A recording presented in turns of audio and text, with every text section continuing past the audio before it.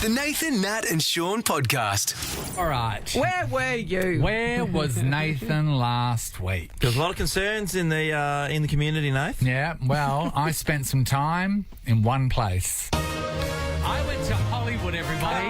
Nathan. I went to Hollywood. About time. Private hospital. Oh. Yeah, it's less impressive. So, emergency appendectomy? What's that? Want to get your appendix Oh, I out? sounded penises.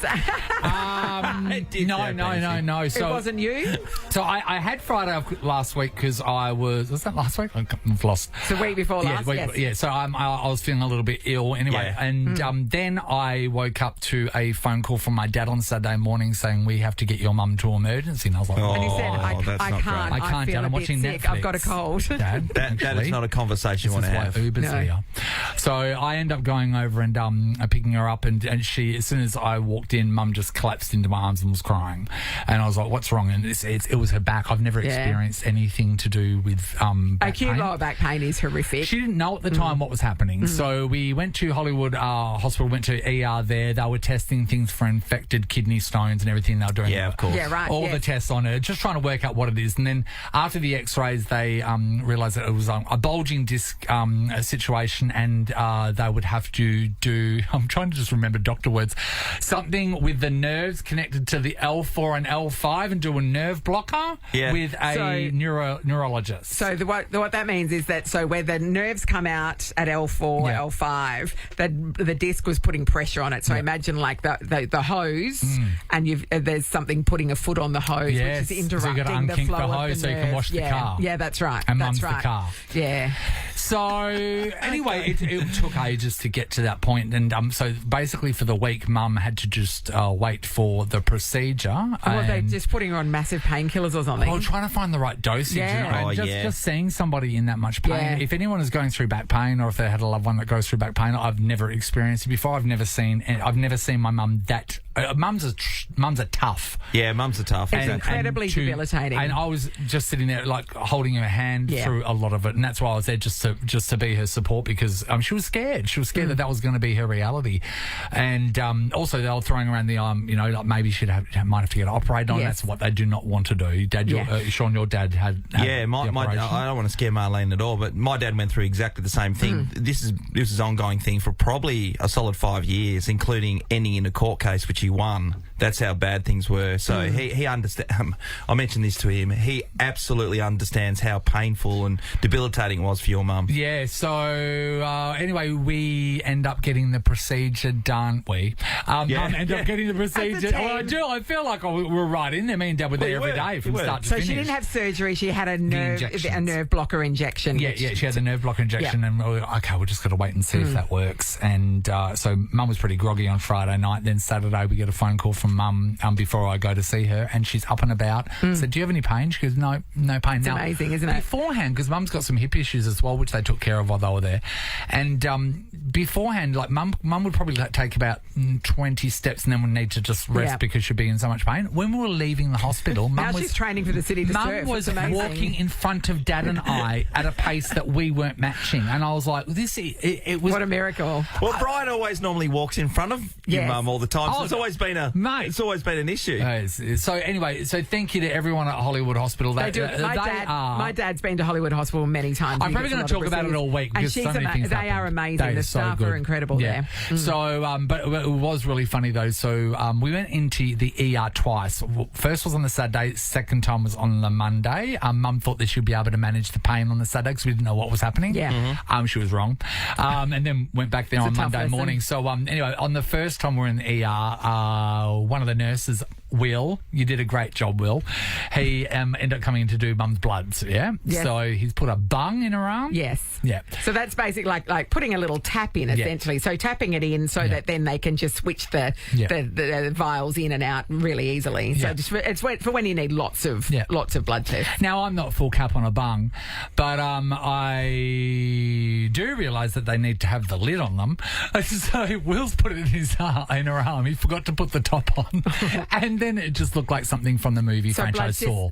Blood just spurting out of her arm. Going everywhere. And blood all down her arm. Anyway, Well, put the lid on. It was funny. And I just like moments like that made us laugh, and I just thought, God, you really do have to keep the lid on things, on certain things. Keeping the top on stuff like your arm bung.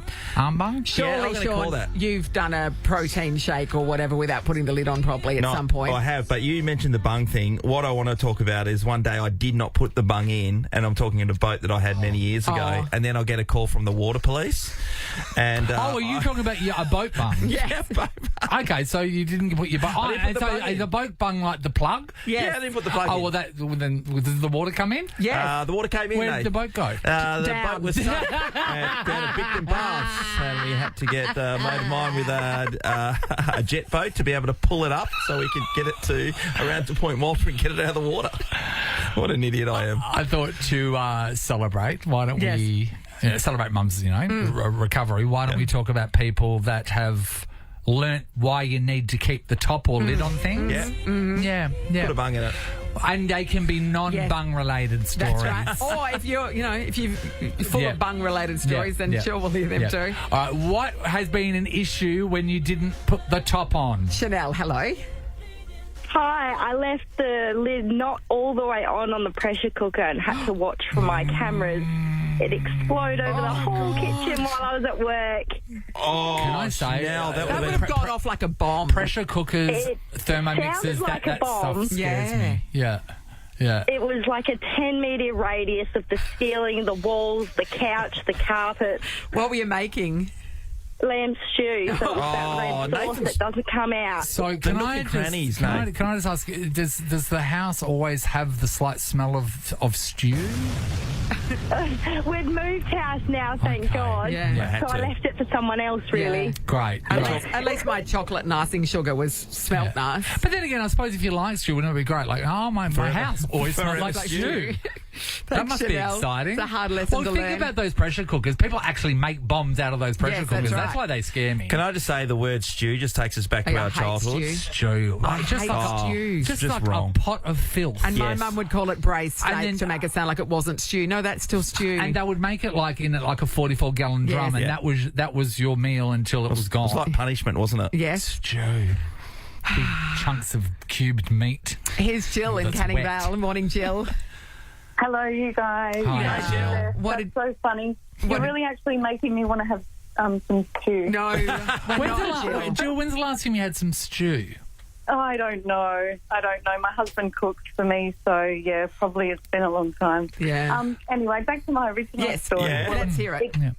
It's not my original story. It's a friend of mine. Her mum and her best friend were going out for a girls' night out, and they were in the convertible, and they had the top down in the convertible. And then, nice summer evening, 5, 6 p.m., just before sunset, driving along, pulled up at the traffic lights at a main intersection that had like some bushland off at the side, and this male human being ran out and urinated in the convertible. And this was like 20-odd years ago when it used to take Sorry. He ran out from the bushes and weed. Stood beside the car and peed into the car. Because I would have thought the bushes would have been a great place to pee if you're looking for But also, something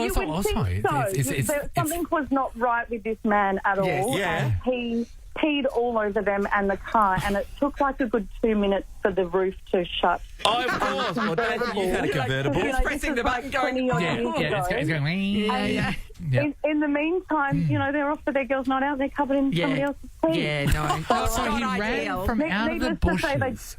They didn't go out after that. So he ran out of the bushes and then peed in the car, like in the car. Into the car. Yeah. Wow, you could spend a couple of days ripping that one apart. Oh, you would, off your chops. Normally that's how Sean ends his nights, but he never begins. I always go the other way. Yeah, that's right. See, my dad always used to say, remember, don't park your car in Northbridge if you've got a convertible because people will pour paint in it. Yeah, that's right. Because Dad in his mind has people walking around Northbridge with cans of Dulux ready to pour in his convertibles. This story, but this is more horrific. He's going to be alarmed with this one. Thank you, Jill. Lee is in Falcon. Hello.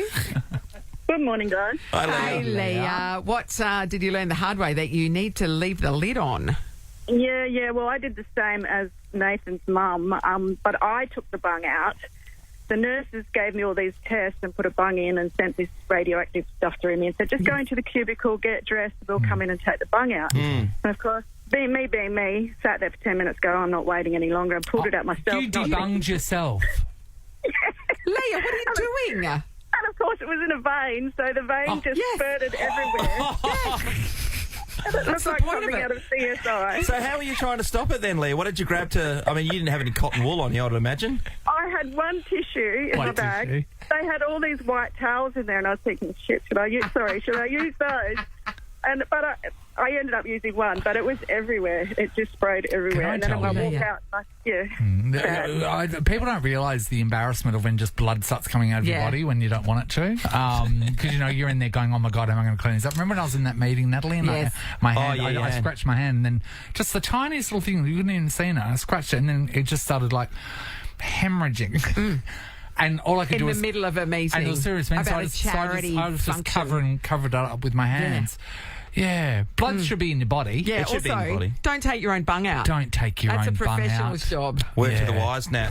Nathan, Nat and Shaun podcast.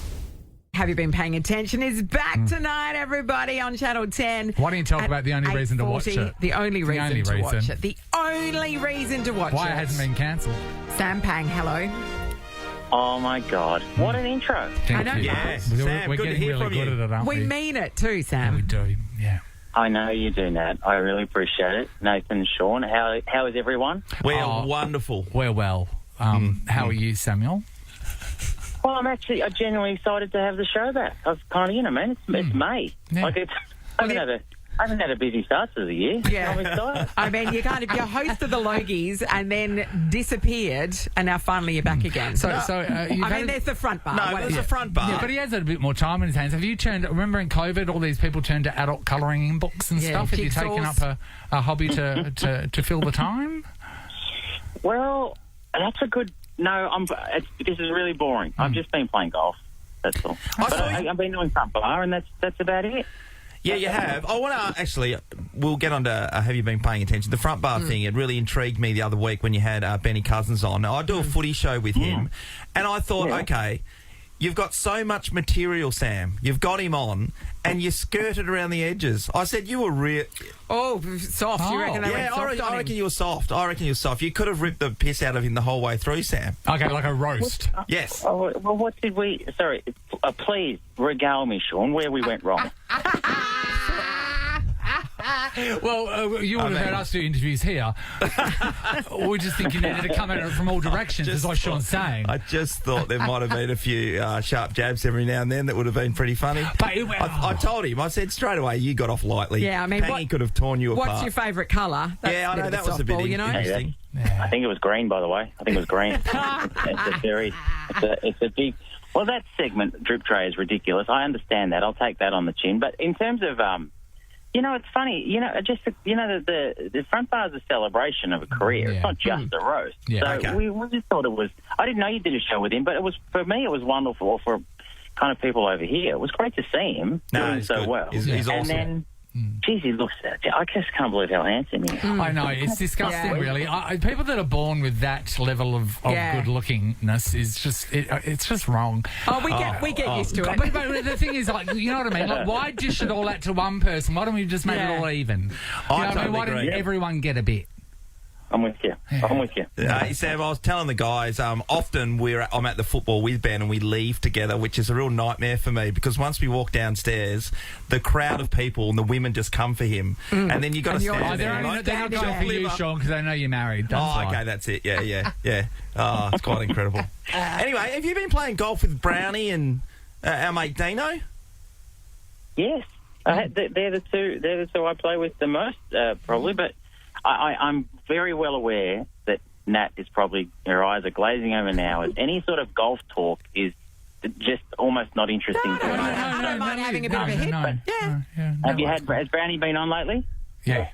Can't get him off. Oh, it's been a few weeks. We tried to get him on last. We got him on just recently, didn't we? Yeah, I feel like we did. Yeah, it was a few weeks ago. Yeah. Talk about what? Oh, he just shared some recipes with us. It was a cooking segment, so it was unexpected, actually. We were going to talk about football, and he just launched into lasagna. Well, everyone has a favourite way of making lasagna. The thing is, he doesn't use the bechamel sauce. He actually uses, bits of cheese in it. Like my mum does that. What? Your mum doesn't use the bechamel? Yes. You know, my job on this show is to just bring the tone down and just make it as bad as possible. This could be the worst thing we've ever taught. I've never made a lasagna. You know what? The lasagna is a real pinnacle in one's cooking career because you realise that it looks impressive and tastes impressive, but it's not. It's just layering. It's just putting stuff on. It's making a bed. It's making a bed with mince and pasta. That's all. So you've not made a bolognese sauce at all, Sam? No. I'm big on bolognese or sometimes a ragu, but there is a subtle difference. But the lasagna is the next level where there is sheets of pasta and there's a bechamel sauce. There's a bit to that one. The bolognese sauce is just, it's one pot. But once you've made that, you've done most of the work. The rest from there is pretty easy. Making the bed. Couple of sheets of it's dinner. making a bed. It's making the bed. It is. It's making the bed. It's making the bed. All right. Oh, maybe that's what I'll do today. Because, I don't really do much anymore. Well, you don't, do you? Except for the adult colouring in books that you were banging on about earlier. The odd round of golf. Hey, did you watch Baby Reindeer?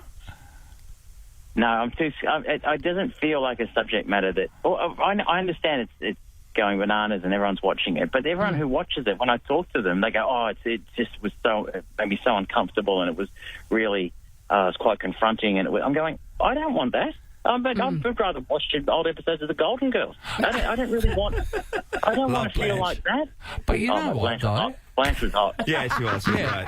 And so Randy. And Dorothy was so tall. Yes. So gigantically really tall. Well, you can imagine she would have shrunk too because she was old. Yeah, and all their furniture was like cane.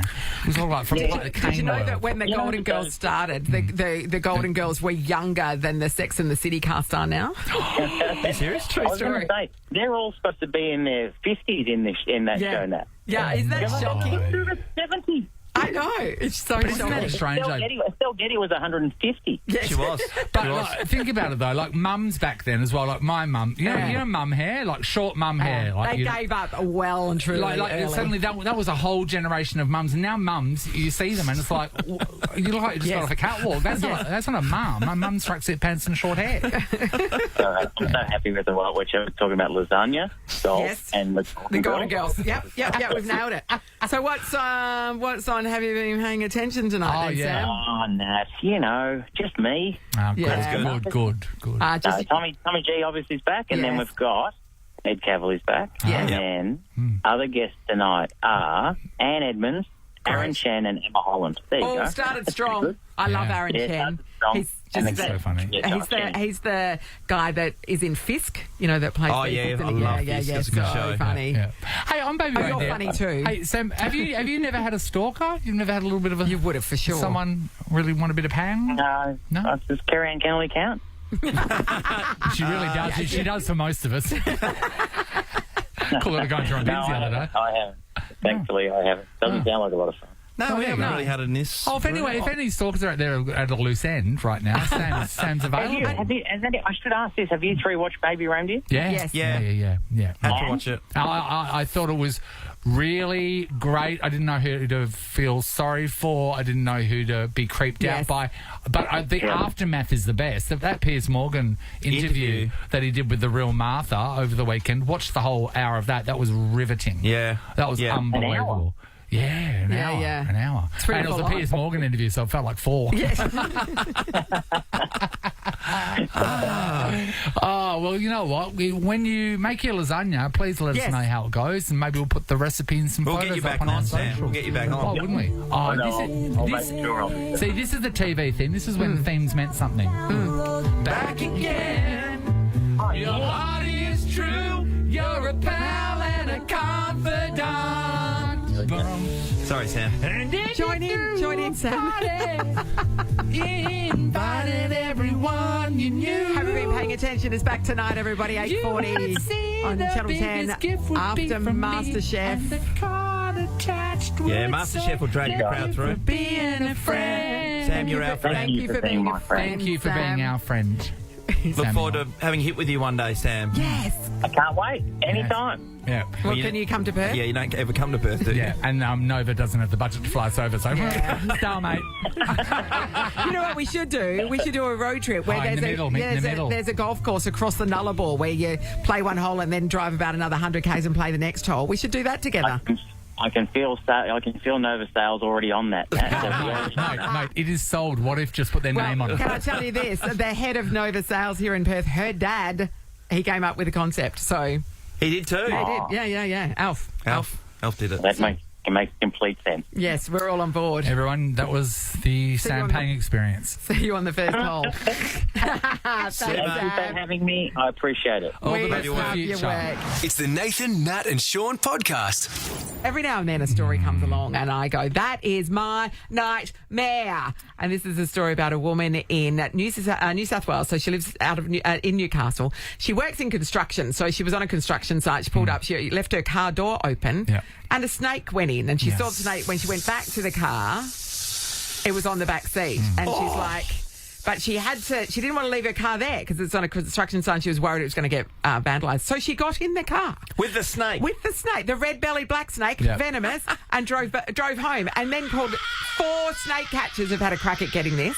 No one has managed to catch it. And so she now wears protective clothing and still gets in the car and drives wherever she needs to go. Well, I mean, look. Not normal, not normal. Serious? Cost of living, no one can just go out and get a new car these days. So, I mean, what's cheaper, a new car or some non-venomous pants? Yes, and she just said she wears woolen pants. I think woolen. I mean, I know sheep would die. Well, I do know that when police go out on a dangerous job, they wear a woolen vest in case they get shot. Yeah, that's a great point. It's actually tougher than you think. That is unbelievable now. And I know this. You hate snakes, all right, at the best of times. The red-bellied black snake is one of the top 5 most venomous snakes in the world. But then making the decision to live with it. Yes. Like for okay, then this is your place and I will share it with you. Yeah.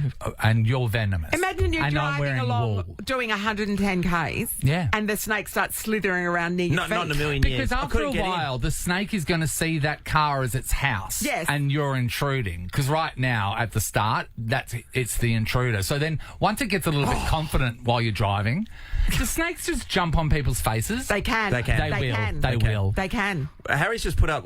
It's an big angry. screen It's an behind angry. us. We're looking at it now. It's what a biker would get a tattoo of. No, I'm not looking at it. Have a look at his eyes. No, man. I don't want to. But Natalie, we'd make nice boots. Look at that. No, seriously, you would wear them. You would wear them if they were over at B store. You'd go and get them. You would. I don't want to make other snakes angry at me for wearing their friends. Who in their right mind is jumping into a car with a snake multiple times? I do remember when I had the Holden Cruise. Yes. Remember I bought that car in yellow. It was so filthy there for a while, like really bad. Like the wombles wouldn't have got in. It was disgusting. But remember, Natalie, I heard a sound. Yes, there was something scuttling. There was something in there, and I never knew what it was. I never found out either. But it wasn't like I didn't get a snake energy. I got like a human, like a squirrel or something. Squirrel. I don't know. It was something like.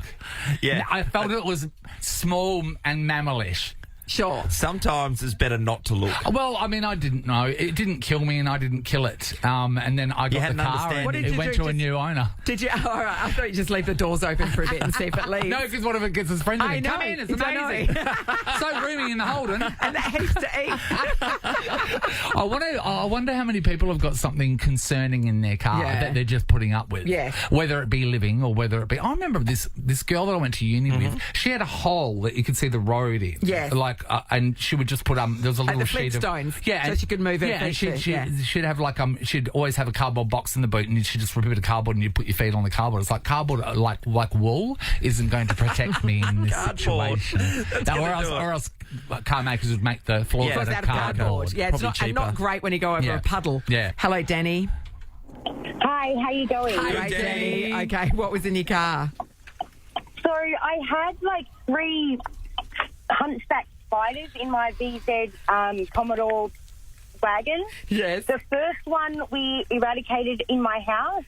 The next one, I nearly crashed my car when I seen it on the back window. I ended up having to get some random people to come and kill it for me because I was stuck stranded on the side of the road and I wouldn't enter my car. Oh, yeah, because they're big buggers, aren't they? Those random people, they stopped because they saw you fretting and they thought they'd I was kind of on the side of the road outside of my car screaming but just not doing anything. Yeah. And they couldn't see the spider at first, so I looked like an absolute mad woman. Yeah.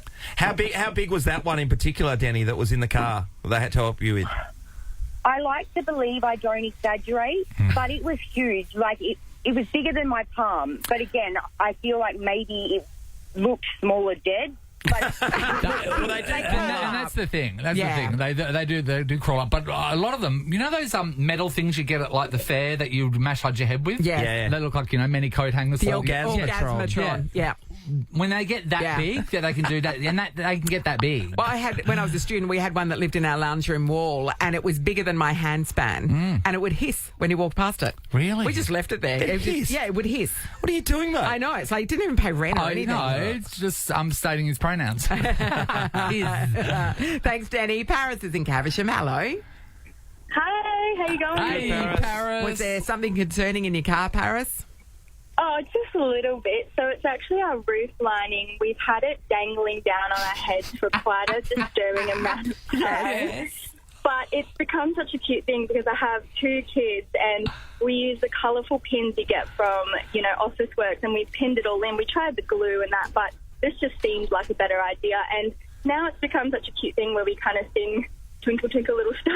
Oh, that's nice. Wow. And also, so super cute when, it starts raining pins as you're driving. Yes, that's right. That's right. Yeah, they're like solid in there, pretty sure. Hopefully. It's a bit of fun when the interior of your car looks like the inside of a Bedouin tent when it's like...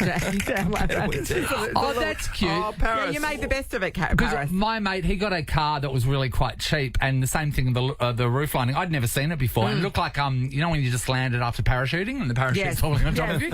That's what he was driving. It's distracting when you're driving, isn't it? Thanks, Paris. Talia, hello.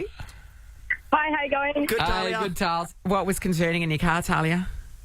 I was driving home. I lived in Bremer Bay at the time, so I did a fair bit of country driving. So we passed and hit all sorts of things. And so one day I hit a bird. Usually you look in your rearview mirror and you see it go, but I didn't see it shoot out the other end. So I was like, this must have gone in. There was a little hole in my grill, but I investigated briefly, couldn't find anything. And months later, I took it to the mechanics and I got, the sheet of paper they give you once they've done a service and they've got, what needs fixing or causes of concerns, whatever.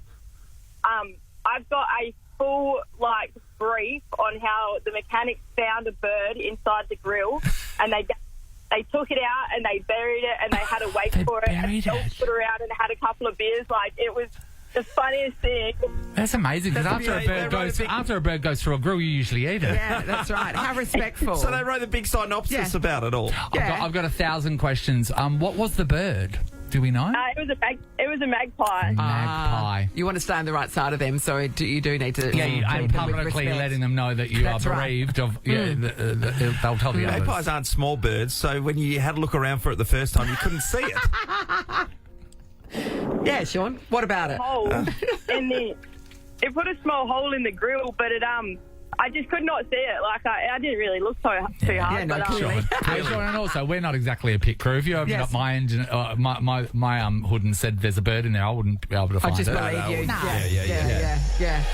Nathan, Nat and Sean is a Nova podcast. For more great comedy shows like this, head to novapodcasts.com.au. Nova.